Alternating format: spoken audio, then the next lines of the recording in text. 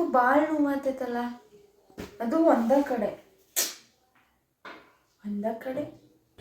Brain tumour symptom ಅಂತ ಓದಿದ್ದೆ ನಾನು. ಮೊನ್ನಿಂದ ಯಾಕೆ ಎದೆ ಭಾಳ ನೋವಾಗ್ತೈತೆ ನಂಗೆ. ಎಸಿಡಿಟಿ ಭಾಳ ಆಗೈತೆ ಅನ್ಸತ್ತೆ. ಎದೆ ಇಲ್ಲಿ ನೋವ್ಬೇಕಲ್ಲ, ಲೆಫ್ಟ್ ಸೈಡ್ ಎದೆ ಎಸಿಡಿಟಿಗೂ ನೋವ್ತೈತೆ ಅಂತಾರ.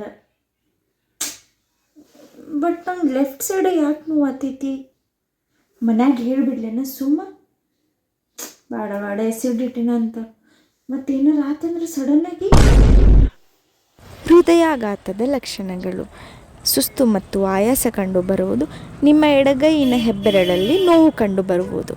ಇದನ್ನು ಕೇಳಿಂದ ನನ್ನ ಬಟ್ ನೋವಾಗತ್ತಲ್ಲ. ಮಮ್ಮಿ ನಂಗೆ ಯಾಕೋ ಬ್ಯಾಕ್ ಪೇನ್ ಬರತ್ತಿತ್ತು, ಒಂದು ವೀಕ್ ಆತ.